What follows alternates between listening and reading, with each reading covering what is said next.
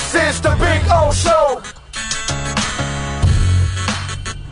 This is the Big O Show. Home. I thought they would send your ass to go cover Messi this morning. No, You brother. sweat your ass off over there with 200 other people. I think we've got some national reporters there, so I was allowed to continue working in my college football bubble, which is good. Holy shit! The Athletic actually flew somebody down to cover Messi. Yes, I believe so. I believe they're down Yeah, here. no, obviously they don't live here because they would have used Yeah. your ass. Mm-hmm. Wow. Yeah, because we were just talking about this with Marcel. Like, we've never seen anything like this, dude. Nothing. Not the Yeah. big three. Nothing comes close to this. Like, Global. this is just Yep. ridiculous. What is landed in South Florida territory? This guy is a beast like no other, bro. It's amazing. Look at that, the Athletic. And you made it sound like they might have sent more than one.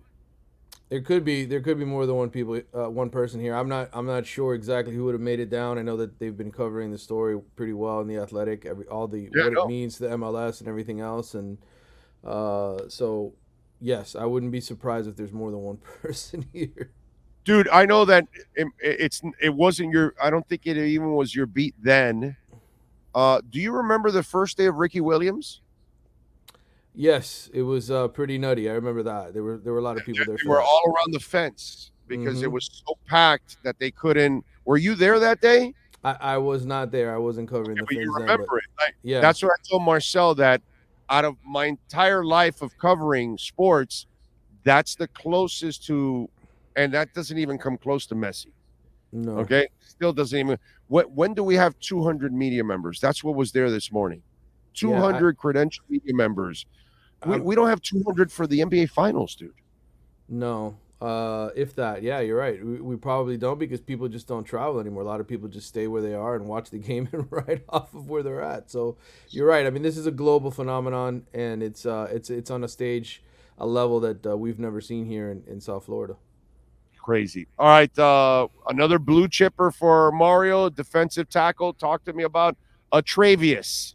Yeah, a kid out of Bluntstown, which is up in FSU territory, up in that panhandle type area. You said Bluntstown? Is that where we were talking about Ricky Williams again? We were. That's right. He's from the same city as Ricky. No, that's the name of the high school and the small town that he's a part of up there in the panhandle, very close to Florida State. A kid that I think Florida State probably thought they could slow play, like, hey, this kid's in our backyard. We'll wait till the fall. We'll put the pressure on him to commit to us then. And they may still do that. But the bottom line is Mario, I think, made a really strong push with his staff to get this kid because he's big. He's 6'4", 305, super athletic, runs track, plays basketball. He's kind of a very old school Miami defensive tackle in the sense of just tremendous athletes. And so I think he's a big pickup for Miami. They needed that position. They already had a local kid from here who's a little smaller, Dalen Russell, who's about 6'1", 270. Not a big kid, but a fast kid, athletic kid.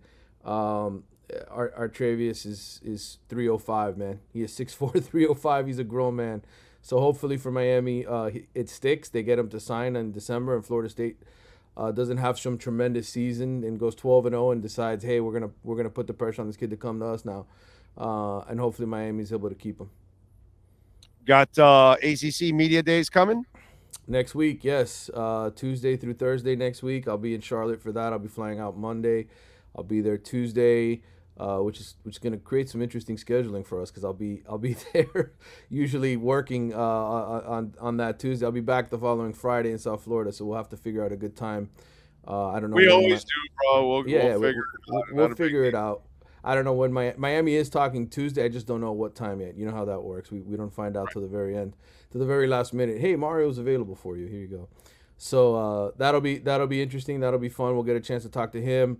I think Matt Lee, the new center, Tyler Van Dyke, and Cam Kitchens. I think those are the three guys going to represent Miami there at the ACC Media Days as far as individual players. And of course, we'll get a chance to talk to Mario. So. Yeah, I mean, we're here, bro. See, practice starts August 1st, that Tuesday. That'll be the first fall practice.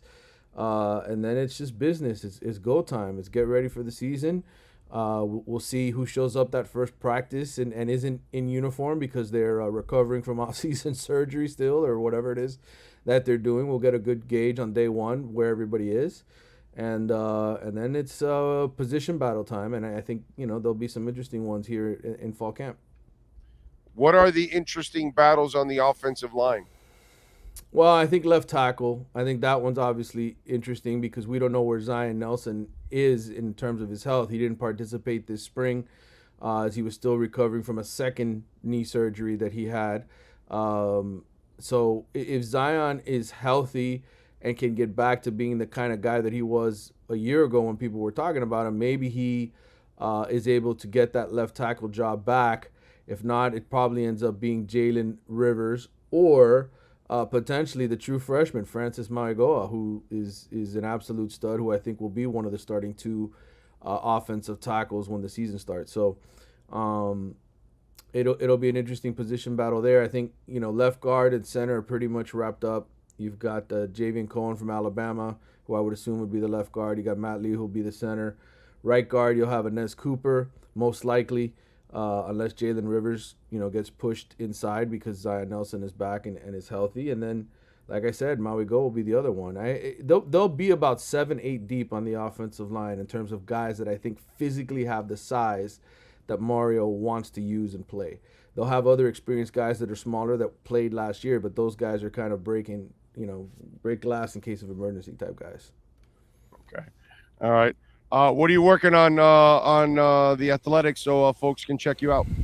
Yeah, so conference realignment it's the off season. Conference realignment's been a big topic that we've written a whole lot about at the Athletic, kind of reviewing what's happened here in the last 30, 40 years with team switching schools. And so I've been working on a little project here regarding Miami and Florida State and the SEC, all right? Because everybody now says, man, I wish Miami and Florida State would have gotten into the SEC years ago when they had that opportunity, right? Because that's the school, that's the league rather, with all the TV money. Miami and Florida State are obviously locked in to the ACC's TV contract because of the grant of rights through 2036. I've been talking to some people who were part of Miami in the past, people who were part of the Big East when Miami went to the Big East, trying to reach people at Florida State and the SEC to tell this story of how close did Miami actually come to going to the SEC? How close did Florida State come to going to? Do you remember any of that stuff, Big O? This is back in 1990. Do you remember what happened back then? Of what was it again? Say it again. Miami and Florida State in the SEC. Do you remember any of that stuff? Did you ever think it came close to happening? No. I never came. So did it? Florida State had a chance, and they basically gave the SEC the double middle fingers and moved on to the ACC, who they thought because of basketball back then. The same thing with Miami with the Big East. Hey, basketball. Then they were powers in football. They didn't need anybody's help at that moment. They didn't think they needed the SEC's help, but what they needed was their basketball programs to generate more revenue. And since the ACC is the best basketball conference, that was the thinking. We will elevate that conference because we're Florida State, we're the University of Miami, but they will elevate our basketball programs because they are the ACC. And what they didn't end up, realizing that down the line, football, they weren't going to pay all the bills relevant anymore. And really, in the end, it was only going to be FSU, Miami, and Clemson that were going to be relevant and real in that conference for a long, long time, whereas the SEC has way more teams. So, yeah, hindsight is always 20/20, but it's like, look, I didn't agree with the Whiteside signing by Riley, but I understood what he was thinking. I understood that he thought he was finding another special big man and they could develop him. And I know Riley's love for big men. So, like, I understood the method behind the madness, even if I disagreed with it. Well, guess what? Here I didn't disagree with it, but I definitely understood at that moment. Context. You need context at that moment. You have to know how they felt about their football program and then how they were feeling about their basketball program. And that's why it made all the sense in the world at that moment to do that. You know?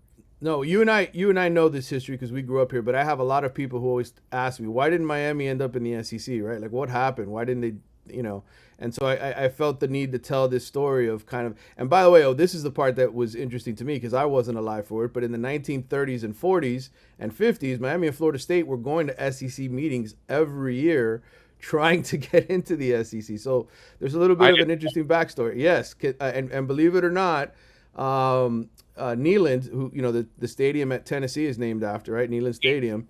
Don Neyland.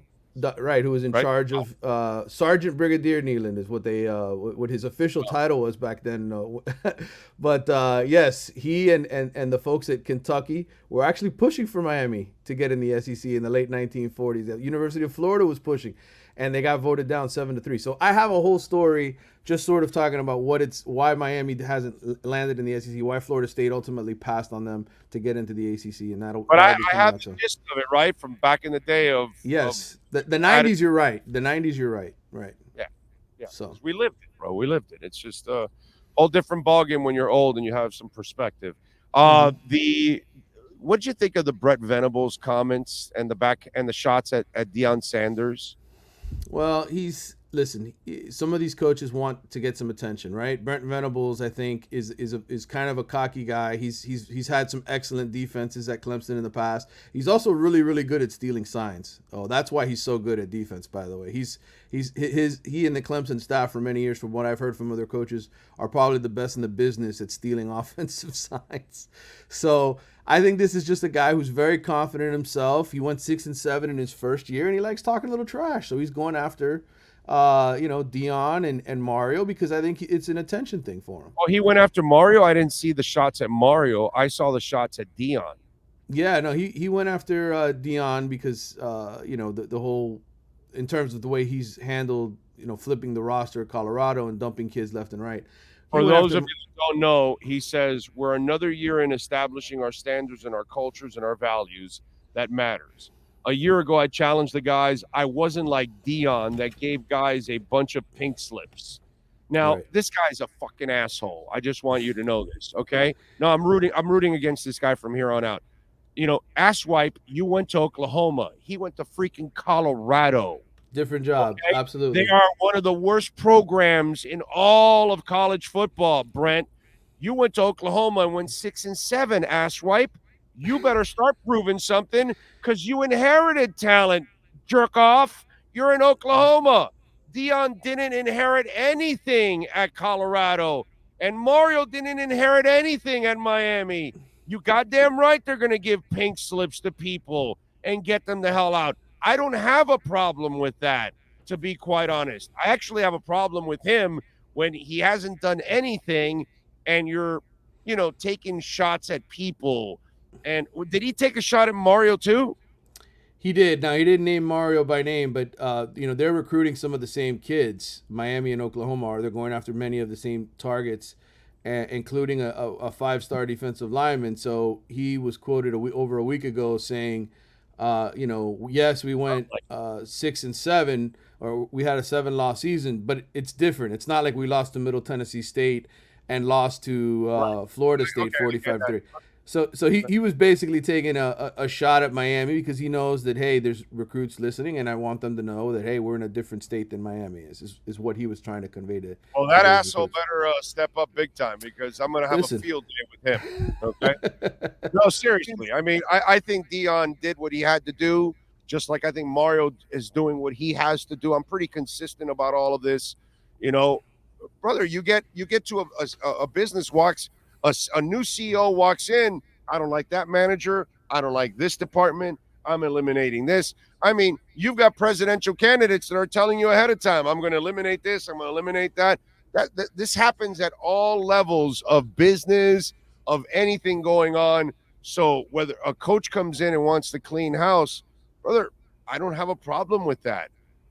Lots of people aren't going to fit your system. Some people aren't going to fit your style of coaching. Whatever it is, you may just think he's not good enough or whatever. You're not a good enough salesperson. You're not a good enough sewer. You're not a good enough car washer. You're not a good enough broadcaster. You're out of here.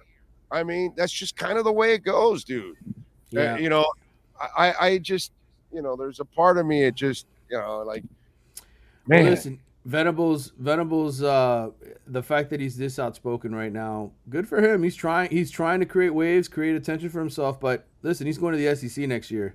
And, okay, but Deion is also brash.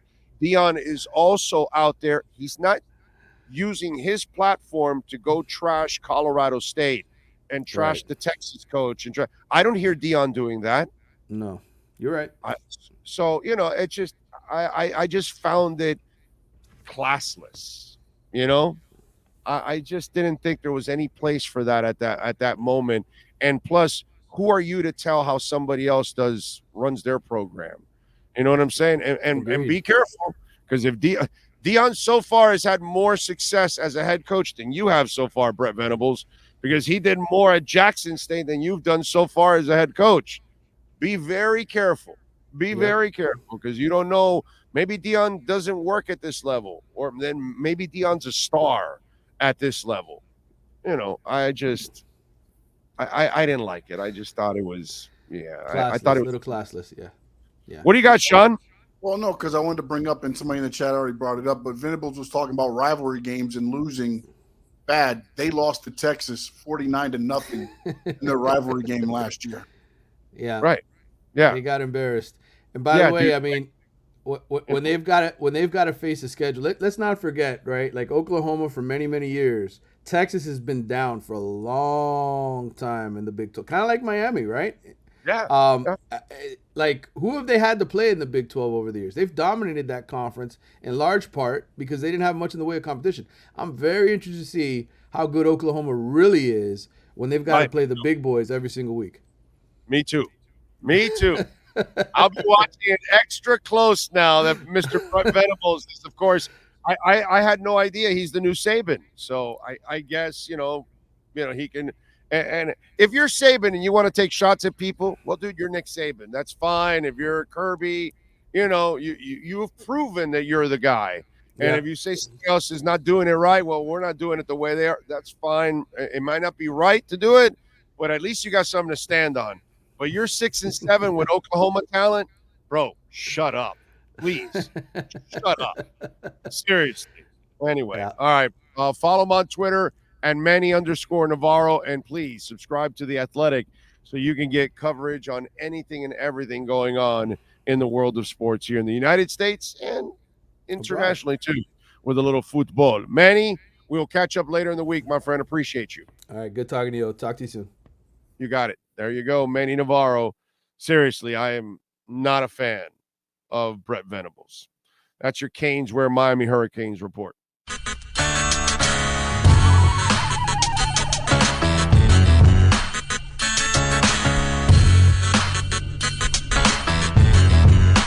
This is the Big O Show. This is the Big O Show.